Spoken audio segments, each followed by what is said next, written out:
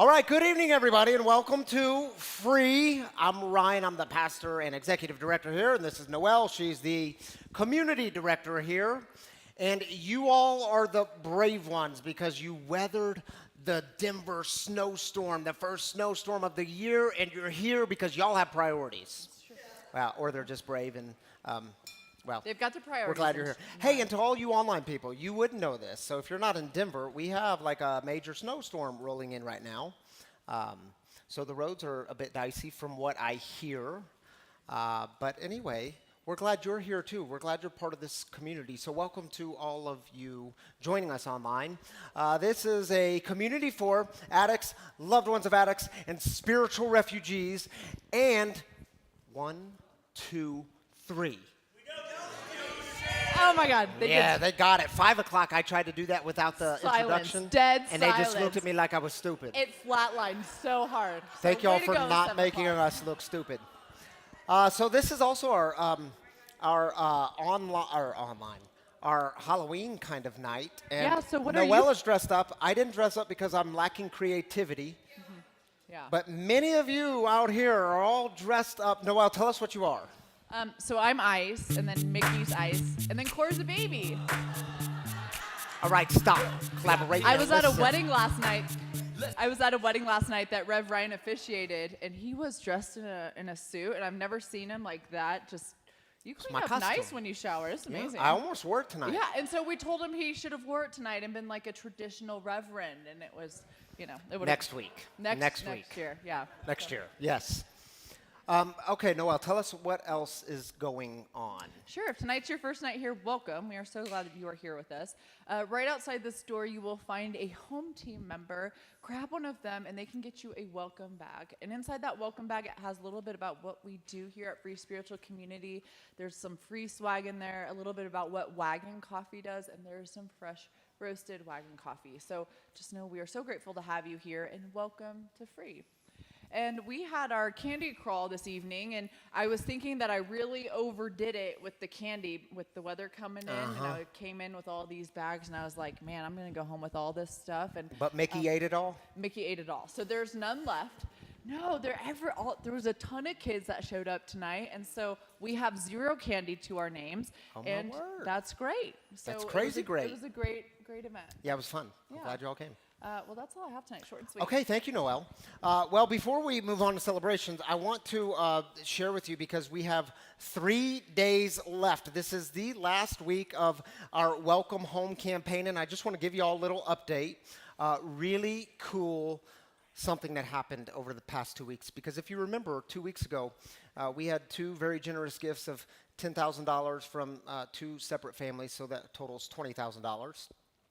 And they said, hey, can you get it matched? And you all did incredible things. As of like 3 days ago, you all matched that $20,000. So thank you very much. Yeah, we could clap for that. We could celebrate that. If you're a bit fuzzy, we are buying this building. We will be closing on the purchase very, very soon. Everything that is raised, so we've raised, get this, y'all, $900,000 so far. We buy this building. Yeah, we can clap for that too. Thank you, thank you, thank you. We get to buy this building for our permanent home for $1.15 million. So we're at 900, which means if we just stop tonight, we'll get a loan for about $250,000. And that's doable for us.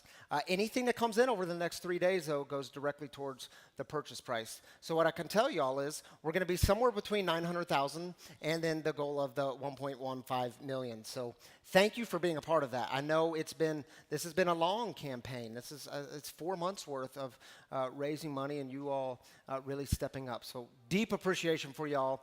And that's all I have to say about that. If you have questions, do let me know. If you're new here, the way we begin on a Saturday night is with celebration. Oh, wait, before we do celebrations, I forgot about this.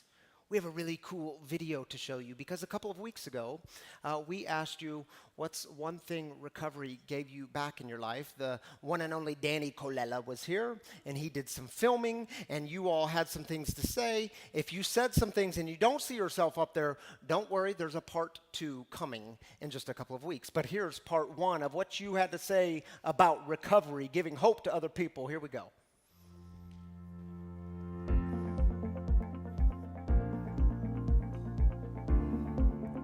David, and I'm a loved one of an addict.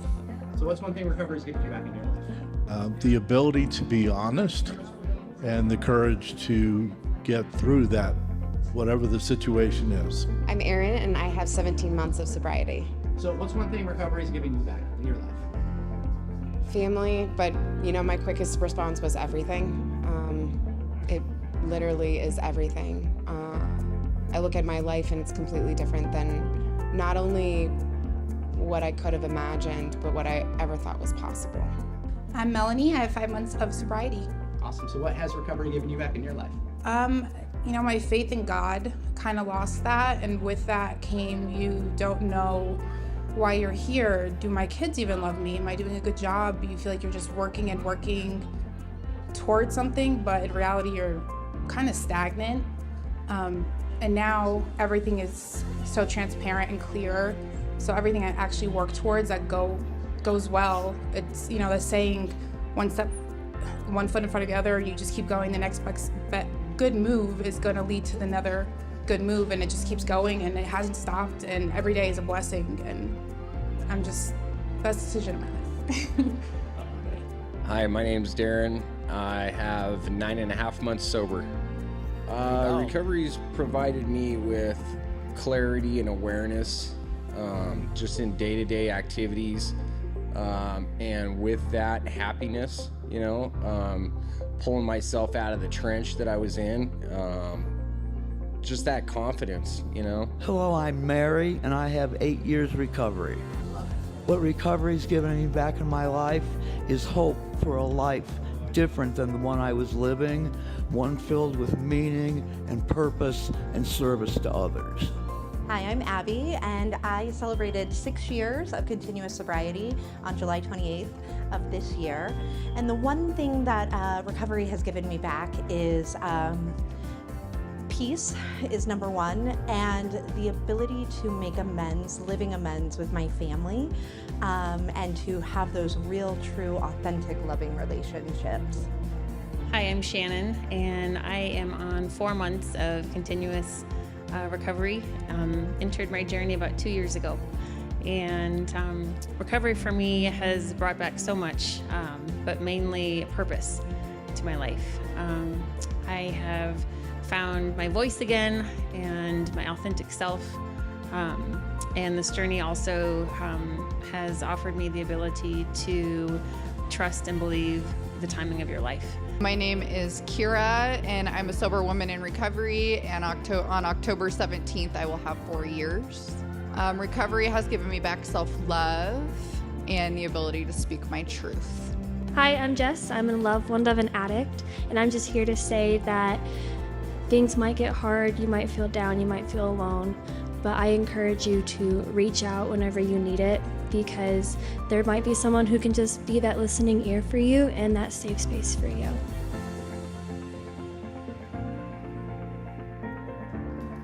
Woo-woo! Way to go, y'all. Y'all are breaking the silence of addiction and showing people that recovery is indeed possible, and things do have a way of getting restored in recovery. New life is brought, and thank you all for sharing that. We'll do part 2 in a couple of weeks. All right, let's move into celebrations. It's the way we start things off on a Saturday night. We lift up the good. We start with the good. We don't ignore the hard stuff. We just save it for the end. So we take 3 minutes for this, a very important part of our time together, to lift up maybe it's sobriety, birthdays or new babies, new jobs, new homes, whatever the new thing is you want to celebrate. We want to celebrate it together in community. If you're online, simply drop your comment in the Facebook comments or the YouTube comments, whatever platform you're joining us from. We want to celebrate with you there. So let's take 3 minutes. Michael has a mic. or shall I say Ken and Barbie have a mic, and they're going to pass them around. So just slip up your hands, and we'll take 3.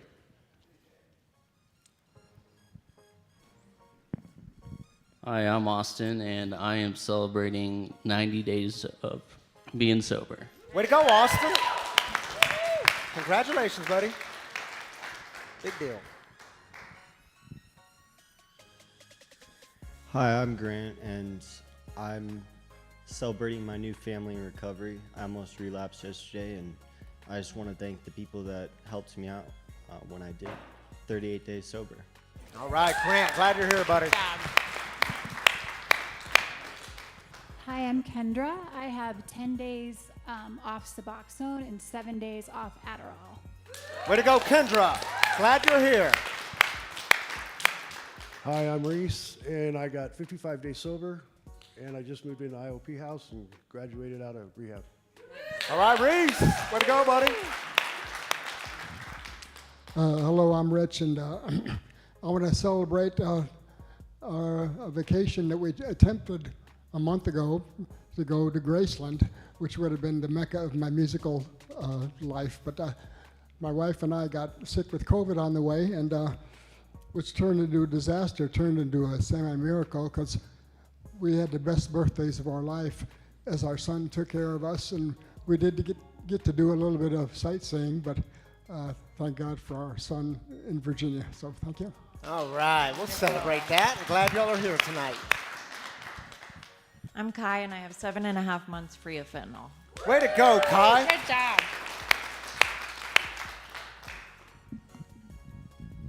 I'm Dave. I just hit 2 years clean and also off paper for the first time since 2005. All right, man. Congratulations.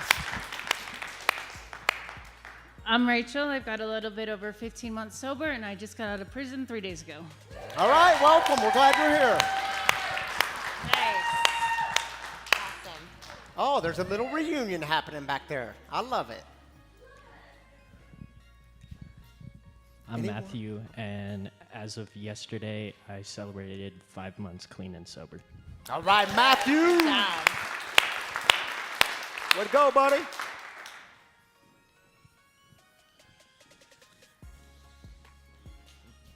My name's Eric. I've got 1,333 days of sobriety. Way to go, Eric. We'll celebrate that. Last Wednesday, got my real driver's license back, and get to travel with the wife to Europe on Wednesday. All right. Congratulations, Eric. And wait, there's more. Anyone else? That's actually, our time is up. Thank you, Michael and Carrie and or Ken and Barbie. Thank you. It's good to have you all passing mics around. Thank you for that. All right, shall we? Oh, you need a microphone because we're going to join with our online people. Thank you. You want the first one? I'll take the first Tammy Canada, ladies and gentlemen. Oh, and it's Carrie. Oh, Carrie. Hi, guys. Carrie says, so grateful to celebrate 7 years sober this past week. Happy, joyous, and free, but missing y'all tonight. We miss you too, friend. Happy 7 years. Carrie, so awesome. 7 years. Congratulations. Justin says, celebrating 8 months of sobriety. Way to go, Nice. Justin. Congratulations, man. And MJ says, thankful for a healthy new great-great-grand niece. I All love right, that. MJ, congrats. Good to have you, Monty. Mike says, on Wednesday, celebrated 11 years of sobriety, and Nice. sobriety has given me a longer and happy life. Sweet. Way to go, Mike. I think Nice, he was Mike. here for 10 years last year. I think so. Yeah. Aw. Congratulations, buddy. Glad you're here. So if I may, last service, if a couple of you were here, but it's Pastor Appreciation Month, yeah. So we did a little board. If you guys get a chance to come and read it, it's really cute. Carrie put this together.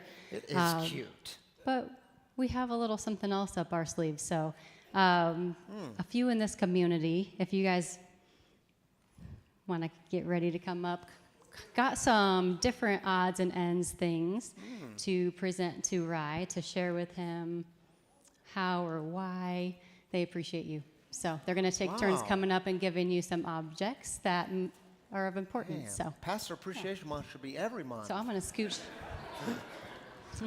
Hi. First things first, lifesavers, because you will never know how many lives you've affected and saved. Oh my goodness. Thank you.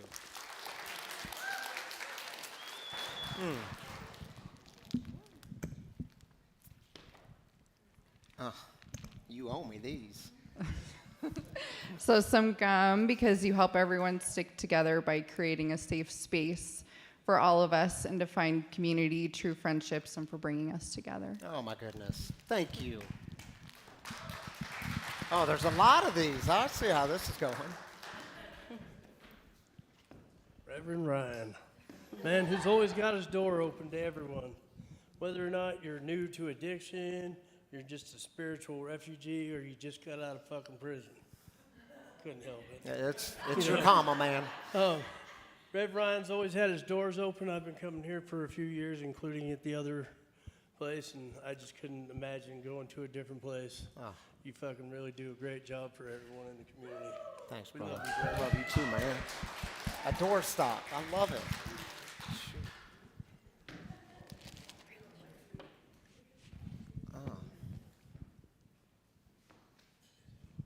Reverend Ryan, I'm Rich, and we want to give you these kisses as a reminder of how much your community appreciates you and loves you. Oh, And, thank you, Rich. Reverend Ryan does not preach or sermonize. He gives message stories that come deeply from his heart, and he reaches me, and I hope he reaches all of you. Thank you, Rich. Thank you, Rich.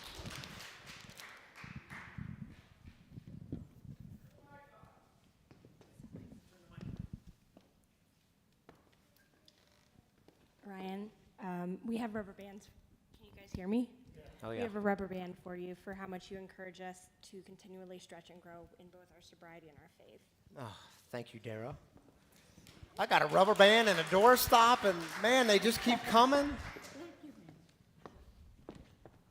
Reverend Ryan, I have another, if I don't fall, rubber band for you. Because when we started so many years ago, I felt like you had my back in your backyard. And then when we came here, I felt like you had my heart. But with the expansion and growth, I have my heart, and I've had it all along. Thank you. Thank you. Thank you, Lisa. How did I not know any of you were doing this?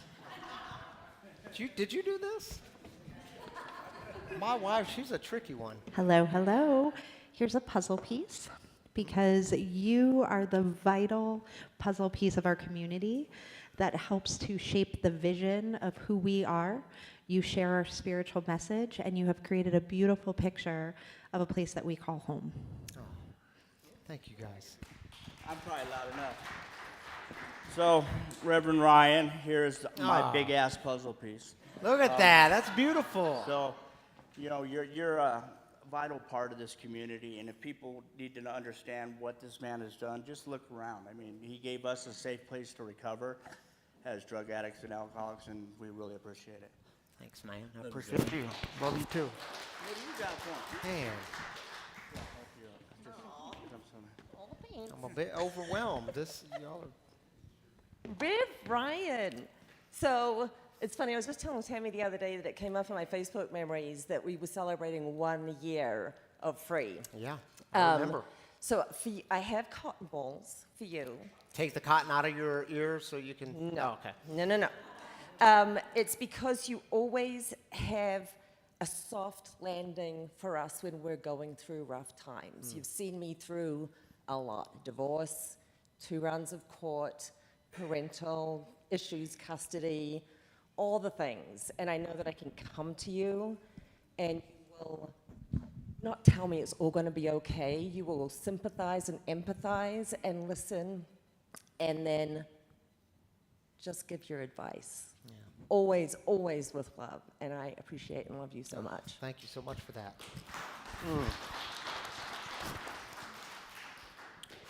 Thank you, Unicorn. Here you go. All right. That might be the last. This here is a cable that you keep us plugged in. You keep this community charged. You keep us connected to the Spirit, and you keep us connected as a community. We tremendously appreciate you as our leader. Well, thank you, man. Thank you for letting me be a servant. Yeah, I'm grateful. Thank you all. What a moving moment to be a part of, and it truly is an honor to journey with you in this community, and I'm so grateful we get to do that together. Thank you for the beautiful gifts and my beautiful wife, who apparently orchestrated this without me knowing about it. How do you do your thing? We have good people around us. I do have one. I don't think your mic is on, is it? Oh, it is? Okay. Test, check. Okay. Okay. I do have one more person to acknowledge. Now, Noelle is not technically a pastor, but we like to call her Preacher Girl. So, Preacher Girl Noelle. We have a little gift for you, too, for pastor appreciation.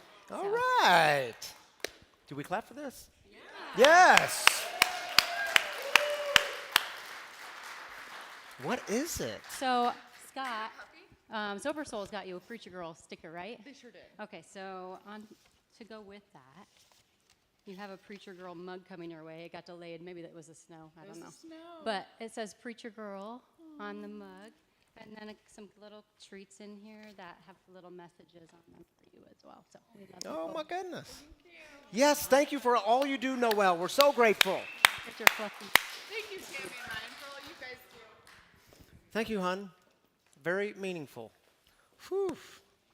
Now I was supposed to give a message after this. How do I do that? All right, y'all. Well, we'll just do it. Many of you know that we did this 4-part series called "The Mountain Is You," and tonight is part 4. Next week we'll start a new series called "On Edge," and I'll say more about that, of course, next week. But this is part 4: building a new future. Becoming a different you often seems impossible, but the only thing standing in your way is you and your self-sabotaging behavior. You're too afraid to act, too afraid to step onto a new path. You're mentally and spiritually stuck. What do you do when you feel lost? Do you know where you're headed? The new way is going to cost you the old way. The new life is going to cost you your old life. So, Brianna Wiest, in her book called "The Mountain Is You," towards the end of it, she dedicates an entire chapter to you building a new future. And it's important to note, when it comes to you building a new future, this does not mean that you're never going to feel lost. We talked about this the first week. You're going to have seasons where you feel lost, and this is okay. Embrace it. It doesn't mean that fear is no longer going to creep up. Fear is going to come up, and now in your life, you are actually getting to step into that fear. You're not going to allow that fear sabotage your life and your future. In building a new future, it doesn't mean that you are going to forget your past. You're not shutting the door on that thing. You're remembering, but you've worked through your past. You've released it. You've forgiven it. You're not stuck there anymore. Here's what Brianna Wiest says about the process of building a new future. She says, the work now is to envision who you want to be, connect with the most powerful version of yourself, design your life through your daily routine, and uncover your true purpose for being. So some of y'all know that I got sober and into recovery when I was 30 years old. I tried really hard to do it at 29, so I could say I just messed around in my 20s, but I was sober and mature when I was in my 30s, and, well, it didn't work out that way. I got sober and into recovery at the age of 30. And I don't know if any of you have had this experience, but for me, it felt like at that time in my life when I got sober, everything was being made new. It felt like I had my whole life ahead of me. You know, early in recovery, I started really looking at my life and working through the things in my life. And this was separate from my 12-step work. I started looking at my childhood years and my young adult years that brought lots of trauma. And I started looking at the time in my life when my parents got divorced, a really ugly and brutal divorce that stayed ugly for many years, and the profound impact that had on me as a 5-year-old. And then I started looking at and working through not just my brother's death, but his addiction, being an addict and alcoholic, and how his death and addiction had a profound impact on my life. And then I, of course, started looking at my own addiction and that really baffling question of, man, how did I become an alcoholic? Because it was never supposed to be me. That was my brother. He had drugs and alcohol, and I had Bible and religion. How did I get to be this alcoholic? And I can also tell you early in recovery, like in the first 18 months, 2 years-ish, Tammy, my wife, and I, we started leading these different storyline groups all across the community. Led over a dozen of these groups where we would gather with 8 to 10 people in a living room, sometimes our living room, sometimes someone else's living room, and we would be working through our story and going through what's called the positive turns and the negative turns, the good, the bad, and the ugly, and working through this stuff and discovering our purpose together, developing, because part of the 8 weeks together was developing, creating your life theme. And think about it. If you haven't thought about it, what's your life theme? What's your life about in one sentence? When you look at all the things you've gone through, good and bad, what's your life about in one sentence? So about 8 years ago, I created my life theme, and I still hold to this life theme today. My life theme in one simple sentence is, well, very simple: to help others experience God and beauty in the midst of mess and brokenness. Why? Because that's who I am. That's my story. That's what I've committed my life to doing. I've committed my life to this. Why? Because, see, I've always had the most profound experiences with God at the bottom. If you identify as a person in recovery, you might know what I'm talking about. I've always had the most profound experiences with God at the bottom when it seemed like all hope was lost. But then this amazing thing happens where beauty starts to emerge out of that struggle. There's a reason I have struggle and beauty tattooed on my wrists. You see, have you ever thought about your life in the moments that have transformed your life the most? What are those moments? And be very careful, because if you start to open yourself to this, God has a way of calling you back to those places. So tonight, for the next few minutes, I want to invite you to think deeply about your life. Where you've been, where you are now, where you're headed, what kind of future are you building? And so you could start with some really basic questions. Like, first, do you see your life as something to be created, or is your life simply happening to you? And if you see your life as just something that's happening to you, I hate to tell you, you will never create a new future. Your future is set. It's static. You can start with some really basic but deep questions like, what are you giving your energy to? What are you passionate about? What brings you great amounts of joy? What are the things in the world that break your heart? And what does the world need most from you? And what's the thing you want to see in the world? Because I'm telling y'all, you answer that question, the thing you want to see in the world, you answer that and go do that thing, I promise you, you'll be living in the sweet spot. It doesn't get any better than that. Now, here's the problem. In my experience, lots of people, they get lost in this, they get stuck in this when they begin with this kind of thinking, that God has a particular plan and path carved out for my life, and my job is to work tirelessly, to search endlessly for this particular plan and path that God has carved out for my life. As if you are the puppet and God holds the strings. As if your life is just one big puzzle and your job is to simply arrange the pieces correctly. Do y'all know in seminary, I was in a 3-year program, spent 3 years in seminary. About a year and a half in, so halfway through, I entered a big existential crisis in my life. You see, I could not figure out, am I going to be a pastor or am I going to be a professor? Because, see, in the classroom, I had this kind of second salvation experience, and it came through the intellect. It came through academic ideas and scholarship and books and reading. And I'm saying to God, I don't know, do you want me to be a pastor or do you want me to be a professor? And so I pick up my phone, and I call a dear friend and mentor in my life, still a dear friend to this day. And I spill my guts out about this existential crisis. I just don't know. Does God want me to be a pastor or does God want me to be a professor? And y'all, I'll never forget what he said to me. He said, Ryan, I don't think God cares what you do. This is a man of faith. I mean, this is kind of offensive. What do you mean God doesn't care about what I do? I'm a very important person. God must care.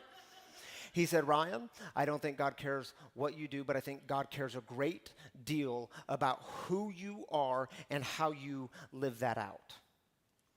And it took me a long time to figure out what in the heck he was talking about.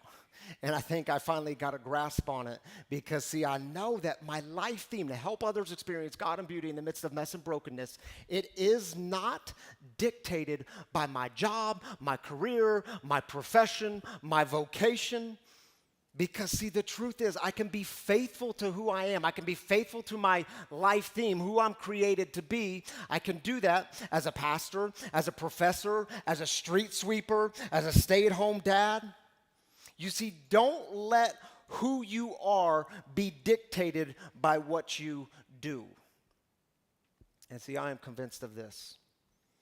When I do these two things well, life just has a way of working itself out. And what are those two things? Simple but not always easy. Love God, love others. When I do those well.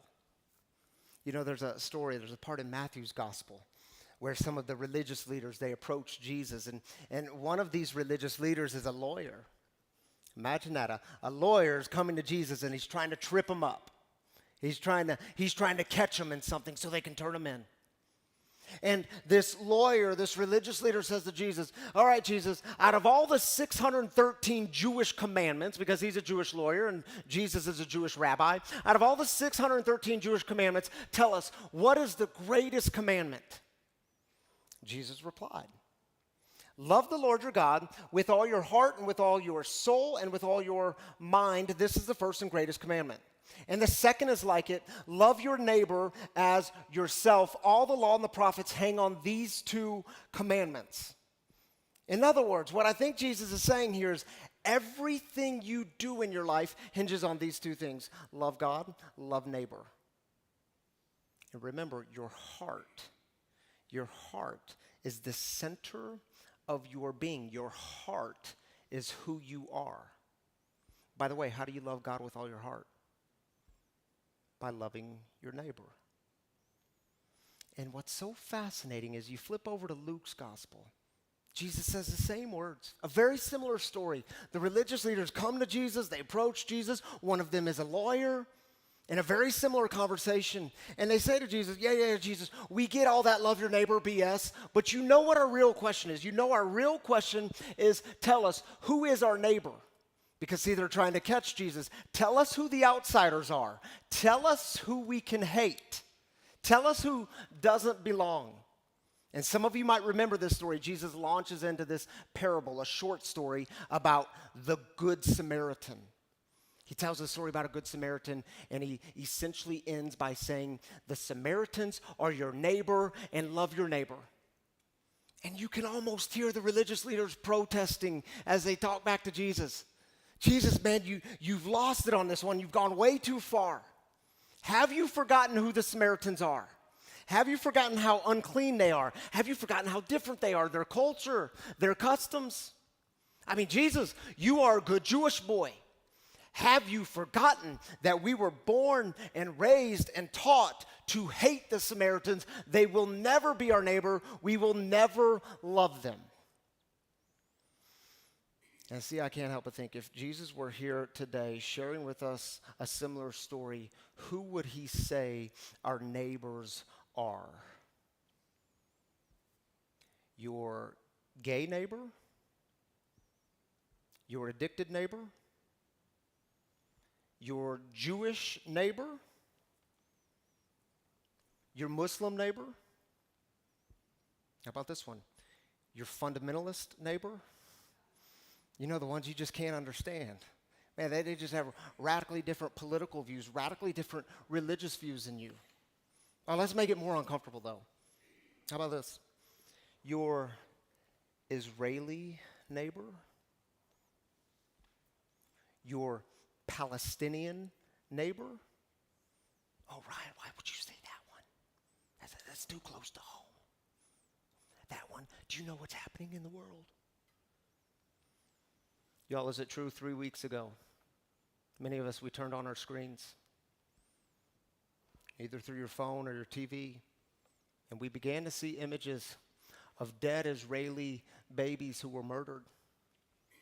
And man, I remember it was a Tuesday morning when I first saw these images. I was drinking my coffee, sitting on the couch, watching TV, and I see these images, and I start to cry. I had this strange thing come over me like, Ryan, why is this affecting you so much? Why is this profoundly affecting your emotions? You don't know these people. You've never seen them. They're on the other side of the world. Why is this affecting you? And then is it true, just a few days after that, the following week, we begin to see images of dead Palestinian babies, moms and dads and family members weeping over them. And just a couple days later, we see images of moms and dads writing the names of their babies on their babies' legs so that if something happens to them, they can be identified, they can be known, they can be remembered. And listen, catch yourself, because if your first thought in hearing this is, well, wait a minute, Ryan. Wait a minute, man. You got to remember the collateral damage of war, and you got to remember a terroristic group called Hamas and piss poor leadership, and catch yourself. Because if that is your first thought, if we cannot weep over Palestinian babies, dead Palestinian babies, the same we do over dead Israeli babies, if we cannot begin by weeping, we have indeed lost our way. Yeah. And see, it raises an interesting question, right? Who's your neighbor? Who's your neighbor, and how do you love God with all your heart? And the thing about Jesus is, man, he always kicks it up a notch, doesn't he? Because I think Jesus is always seeing the things that are hovering just below the surface, and he points to these deeper truths. And because he could have just stopped at saying, love your neighbor. But he has to add that second little pesky part, doesn't he? Well, what's he say? Love your neighbor as what? As you love yourself. Because the truth is, you will never love your neighbor well if you have not learned to love yourself well. And for some of you, loving yourself, learning to love yourself, that is your mountain. That's your greatest obstacle. Learning to love yourself. It's the greatest barrier. And see, remember, your relationship with God is a direct correlation to your relationship with others and your relationship with yourself. You want to examine your spiritual fitness, because we talk about that in recovery, right? We talk about being spiritually fit. You want to examine your spiritual fitness? Well, I would ask you these two questions. How are you treating others, and how are you treating yourself? That'll be a pretty good indication of you being spiritually fit. Because, see, your spiritual fitness can never hinge on a career or a vocation or a job or how many Instagram followers you have or how nice your new ride is or how much money you have in the bank. No, man, you're in recovery. You get to build a new future, so let this be your starting place. Love God, love others, and be a bit kinder to yourself. You know, in recovery, you are being transformed. Whether you're in recovery from addiction or you're in recovery from being addicted to the addict in your life, you're being transformed. Your mind that used to be hijacked, it's being made new. It's being transformed. You are no longer being held captive by fear. You get to build a new future because now you actually have a future that was at one time not possible. So if you are in the phase of life of building a new future, I would highly encourage you to invite God in on the building. Ask God to help you do the recreating. Ask God for direction and wisdom, because remember, you are not doing life alone anymore. You are running on a higher octane because you're running with a higher power. The big book of Alcoholics Anonymous gave us this very simple reminder in the very early pages called The Doctor's Opinion, where they wrote, the message which can interest and hold these alcoholic people must have depth and weight. In nearly all cases, their ideals must be grounded in a power greater than themselves if they are to recreate their lives. You see, my brothers and sisters, make every effort to ensure that your ideas about your future are rooted in a power that is greater than you. Ask God to inspire your imagination. Ask big questions of your life, and I would highly encourage you to ask why. Don't leave out the why. You know, in 2017, Tammy, my wife, and I, we wrote a book together called Whiteboarding Your Why. Subtitle was An Interactive Approach to Living a Better Story, because our lives had been so transformed by gathering with groups of people and getting out the whiteboard and laying out our lives. In the very early pages of Whiteboarding Your Why, Tammy wrote this: what we do becomes much more significant when we understand why we are doing it. Most of us have never fully engaged our why. We have never moved beyond the simplistic, not really wanting to go deeper notion. Exploring our why is countercultural and difficult to articulate without deep exploration of our story. Knowing why doesn't have to be complex. It is simply the result of your story, your experiences. I mean, it makes sense, right? When you know your why, your what will become more impactful. Remember the questions we started with about your life at the beginning? I would encourage you, transform those questions into why questions somewhere along the way. So you're not asking just, what are you giving your energy to? You're saying, why am I giving my energy to this? You're not just saying, what am I passionate about and what brings me joy and what breaks my heart? You're asking, why am I passionate about this thing? Why does this thing, bring me great amount of joy? Why does this thing break my heart? It shatters it in 1,000 little pieces. Don't just ask, what does the world need from you? Or what do I want to see in the world?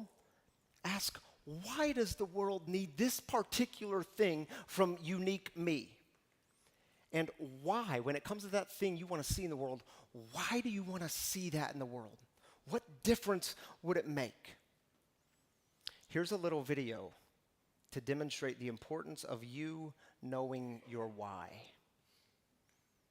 This is called How Do I Know? And a lot of times when people hear the phrase, how do I know, the next thing they say is what? How do I know what?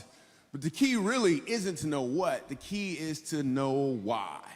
Because when you know your why, you have options on what your what can be. For instance, my why is to inspire people to walk in purpose. My what is stand-up comedy. My what is writing books. My what can be going out with some friends to eat. In fact, another what that has moved me towards my why is a web series that we have out now called Break Time. So every Wednesday at 3 o'clock, you should subscribe to the channel. We do a series called Break Time on YouTube. So 3 o'clock, we drop a new episode. One episode in particular, I'm about to show you a clip to. We're in Winston-Salem. So break time, this is how it works. I travel the country, I do stand-up comedy, probably an hour and a half at an event. And in the middle of my show, I'll just sit down and start talking to the audience. And funny just happens. Or I'll meet somebody who's really interesting. So I met this one guy, and he said that he teaches music at a school. I was like, all right, you teach music, can you sing? And then I'm just gonna show you the clip. Check it. So you're a musical director. Cool. Yes, sir. All right, so let me get a couple bars of like Amazing Grace. Can you do the first part of that? Go ahead. Amazing grace, how sweet the sound that saved a wretch like me. Wow. That bro could sing, you know what I'm saying? All right. Now, what you give me the version is if your uncle just got out of jail, you got shot in the back when you was a kid.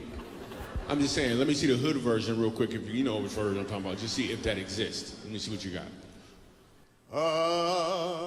Amazing grace, how sweet the sound that saved a wretch like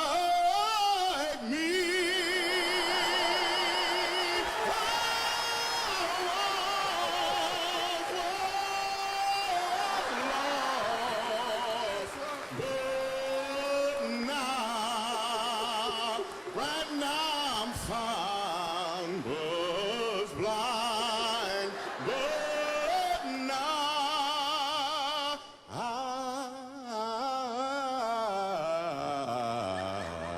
I see.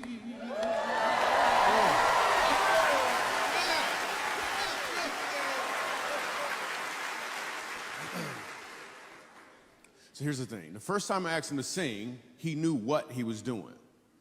The second time I asked him to sing, he knew why he was doing it. When you know your why, your what has more impact because you're walking in or towards your purpose. Yeah, that'll preach, huh? Yeah, see, figure out your why, and then your what will become more clear. Why did we start free in 2018? Because I knew what it was like to be so disconnected. I knew what it was like to suffer under that shame of addiction, hoping no one would ever find out. Well, why did we start free? Because we knew what it was like in the church world not to have people stand for the addicts and the loved ones of addicts and the spiritual refugees. I knew what it was like to bury another young person because of this disease of alcoholism and addiction. That's why. And I'll close with this. When you know your why, you'll get out of bed because you'll have something to get out of bed for. And the Japanese, they have a word for this. Some of you have heard this word before. They call it your ikigai. Your ikigai is the thing that gets you out of bed in the morning. Your ikigai, one author says it this way, is the sense that you have when you wake up that this day matters, that there are new experiences to be had, that you have work to do, a contribution to make. Sometimes this is referred to as your calling, other times your vocation, your destiny, your path. Your ikigai is your reason for being. Here's an image of how the ikigai works. Because see, your ikigai happens when the thing you love comes crashing into the thing that you're good at, and then it crashes into what the world needs, and all that crashes into what you can actually get paid for. Because remember, my friends, you do have to pay the bills and put food on the table, but when all that comes crashing together and you realize it, in that moment, your ikigai is born. So my brothers and sisters, who you are comes before what you do. So keep it simple. Love God. Love others. Be kind to yourself along the way. Ask big questions of yourself. Awaken to your own life. And let your ikigai thrive. So here's what we're going to do.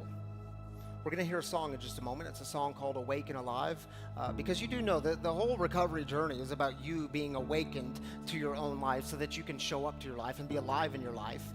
This song had a very big impact on me getting sober early in my recovery. It was one I played over and over. But I'm telling you that to tell you this. Just a couple of hours before the service, Shannon called me. Shannon was going to be our guest storyteller tonight. And she said, yo, I'm in Castle Rock, and the roads are really dicey, and I don't think I'm going to make it. And then I saw others posting on social media about Castle Rock. So to all you Castle Rock folk, sorry about the roads. I hear it's coming this way too. But Shannon's not here tonight. So what we're going to do is have like 10-ish minutes of open mic. Because maybe someone here tonight has a word to share with us because you're in that journey. You're in that phase of life of starting a new future. Maybe you've been there recently. Maybe you're there now. And maybe you have a word of what helped you. What were some of the things that held you back? What were some of the fears that came up? And if no one has anything to say about that, Shannon had a very powerful story about how free had actually saved her life. And I said, what do you mean by that? What do you mean it saved your life? She said, if it wasn't for free, if it wasn't for this community, I would live forever in shame. So we'll hear this song, and I invite you to take a moment and reflect in your life. And then if anyone wants to come up here and join me, just 2 to 3 minutes. We'll have a few of you. We'll have 10 minutes worth. Well, I would invite you to do so. Here's Awake and Alive.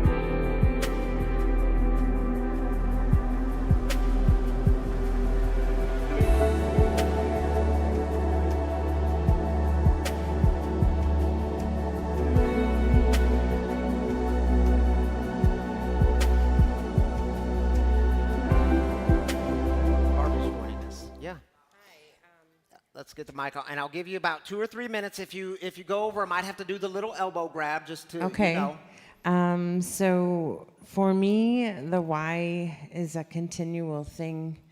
Seems like on a daily basis. When I lost Mitchell, why? Yeah. You know, where do I fit in now? Where do I fit in? How do I belong? Who am I without Mitchell? You know. And for people who don't know, Mitchell was her son. Mitchell was my son. My son Mitchell passed away in 2018, the summer of 2018. A poignant time for you guys. And I took a good 3 years to just, mourn and reflect and dive hard into my sobriety. And, what I want in the world for myself now, and when I do start feeling those, they're not pity moments, but they're like, well, why, I believe that my calling is to help others. I really do. I believe that my why is, why are you here? What's the point? What's the purpose? And it always comes back. It's like God sends you a little message saying to help others. It's instant. It's an instant answer. Yeah. You don't waste the pain. Yeah, when so many times you're like, you can spend, weeks, months, years pondering a question to or getting an answer that you think you're going to get from God. And Mitchell visits me every day, just about.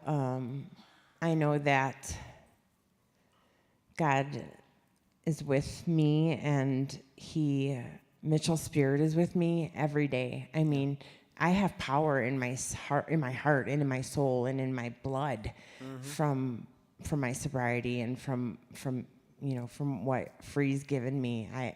I get so excited to come here.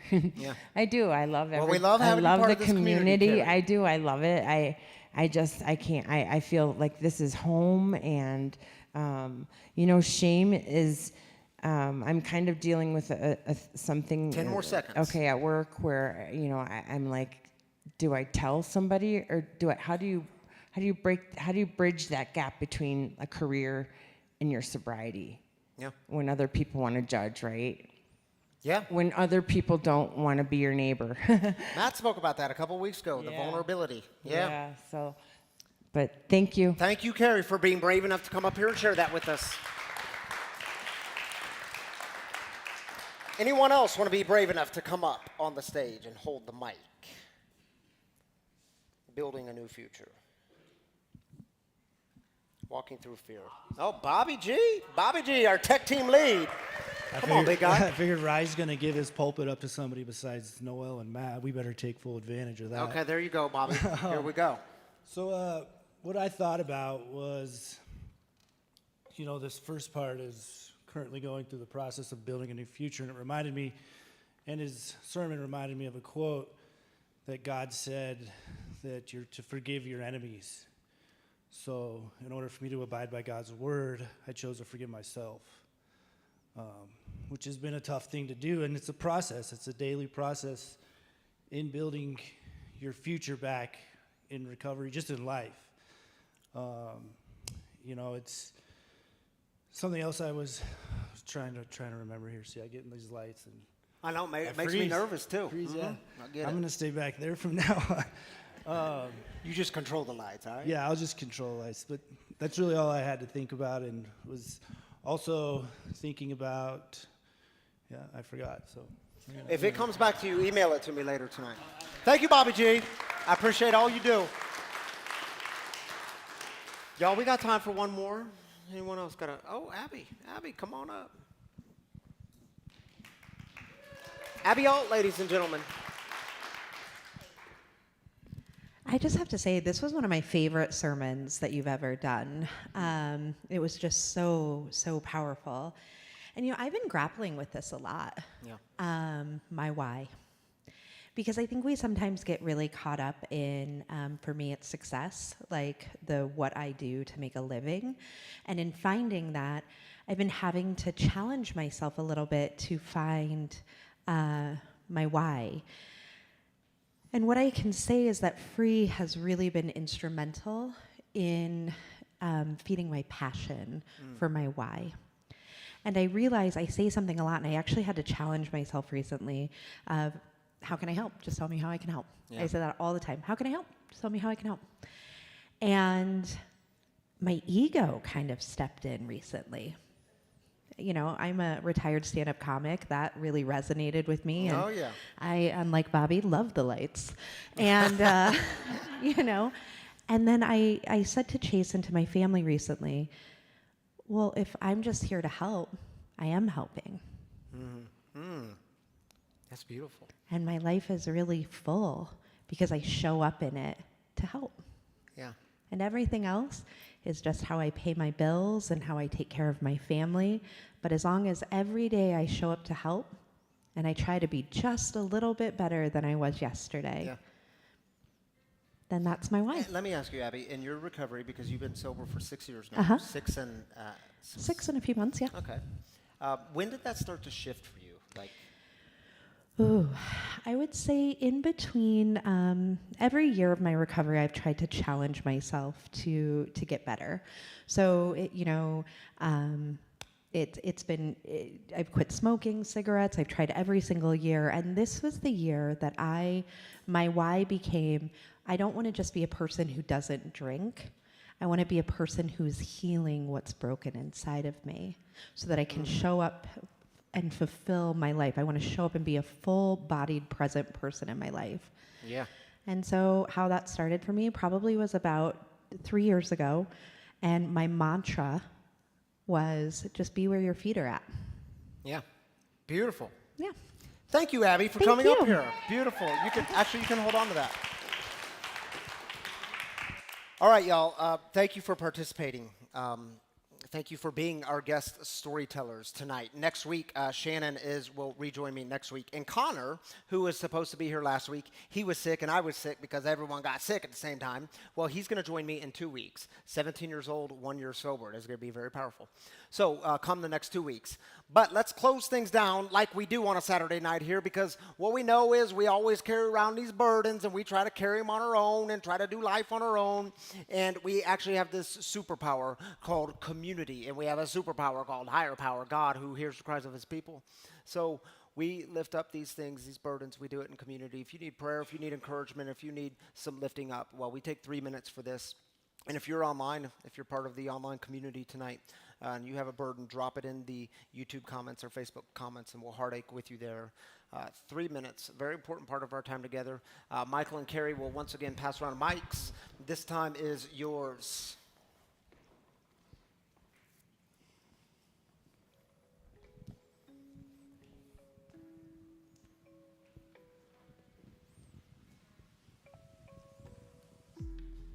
I just want to lift up all the people that may have gotten in accidents. I saw 3 on my way over here, so just want to lift them up. Yeah, y'all, drive careful tonight on the way home. Dicey roads. Thank you, Kai.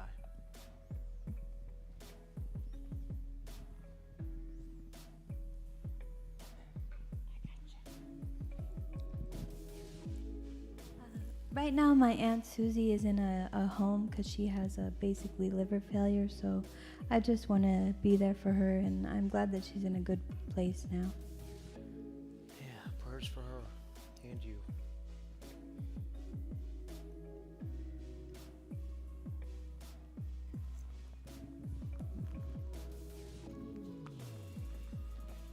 I just want to lift up everyone struggling with mental health right now. I was in a situation recently with a lot of people struggling with suicidal thoughts and just with no hope. So I just want to lift up mental health. Thank you, Kendra. Yes, all those battling mental health. Sending prayers and good vibes and love.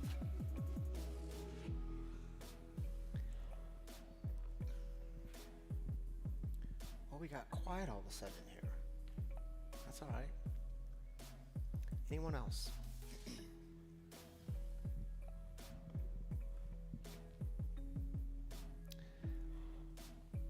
Thank you, Michael. Thank you, Carrie, for passing around mics. Yeah, I'll take that from you. You're welcome. All right, y'all, I'll close with letting you know one of the ways we're able to do what we do here, what you do here is, and I say it every week to you, it's through the generosity of the community. We are funded by you, the people, so keeping the mission thriving of breaking the silence of addiction and creating space for healing, recovery, and spiritual connection. That's done through generous giving here. And I know for many of you, can you believe over 200 people have given to this campaign? And I know that's many of you in this room, so thank you for that. And I know for many of you, that's a spiritual practice in your life. It's following that deeper thing in you. And for many of you, it's even a sacrificial practice in your life. So just know that we see that, and we're really grateful for that. And I would tell you that there's a few ways to give here if you want to donate tonight, especially if this place is your home, if this is your people, if this is your place. Well, there's a giving box just on the right side of these doors and just outside these doors. Both boxes say giving. Y'all have a happy Halloween. Both boxes say giving on them. And if you're not the cash type caring people like myself, well, there's 3 ways to give online. And remember, if you want to give directly to the Welcome Home campaign, the Home at Last campaign, you can hit the button on giving, just below giving. But you can do it on the free app, free to download. You can hit the giving button on that, or you can go straight to the website, freespiritualcommunity.com, and hit the give button. And remember, if you want to give to that fund, you click the fund down, the drop-down arrow, or you can message the number on your screen, and it walks you through a very simple set of instructions. And truly, I mean it when I tell you all, your generous giving helps keep this mission thriving. So thank you for being a part of it. Shall we go out with, and remember, 3 days left on the Home at Last campaign. For all you watching online, there's everything that comes in will go directly towards the purchase price. So 3 days left. You won't hear me talk about it after this week. All right, shall we go out with a prayer? I would invite you to just simply open your hands. Just if you want to, if it's your thing, you know, it's a sign of being open to Spirit moving in your midst, breathing in you, through you, and all around you. And we'll go out with what's called the 3rd step prayer. If you don't know it, it will be on your screen. And it goes like this. God, I offer myself to thee to build with me and to do with me as thou wilt. Relieve me the bondage of self, that I may better do thy will. Take away my difficulties, that victory over them may bear witness to those I would help. Of thy power, thy love, and thy way of life, may I do thy will always. Amen, my free brothers and sisters. The cafe's open till 9. Grace and peace to you. We'll see you next time.